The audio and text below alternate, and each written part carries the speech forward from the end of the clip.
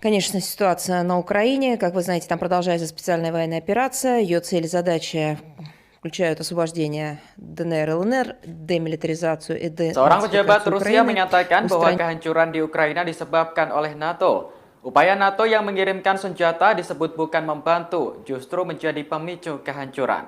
Pernyataan ini disampaikan juru bicara Kementerian Luar Negeri Rusia, Maria Zakharova pada Rabu 25 Mei. Zakharova menyebut pasokan senjata yang tidak terkendali ke Kiev oleh negara-negara NATO membantu penghancuran Ukraina. Diplomat tersebut menyatakan bahwa banyak negara NATO, termasuk Turki, berkontribusi dalam proses ini. Menurutnya, membanjiri Kiev dengan banyak senjata hanya akan memicu sentimen pembangkangannya. Dikutip dari TASS, hal tersebut menciptakan ilusi bahwa konflik Rusia-Ukraina bisa diselesaikan dengan cara militer murni. Sebelumnya, negara-negara barat seperti Amerika Serikat telah mengirimkan senjata terus-menerus ke Ukraina. Negara yang dipimpin Joe Biden tersebut selalu menuruti apa yang menjadi permintaan Presiden Ukraina Volodymyr Zelensky. Mulai dari permintaan senjata anti-tank, rudal Stinger, dan Javelin. Terbaru, Amerika Serikat mengirimkan howitzer M777 kepada Ukraina.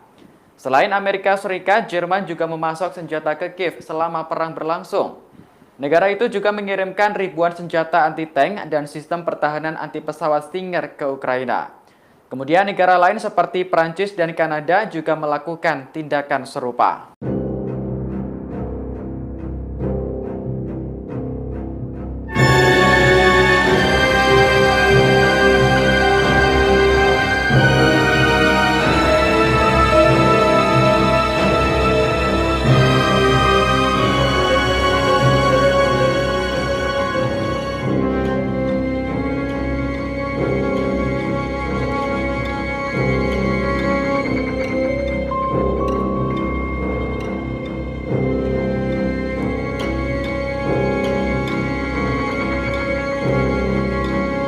Terima kasih sudah nonton.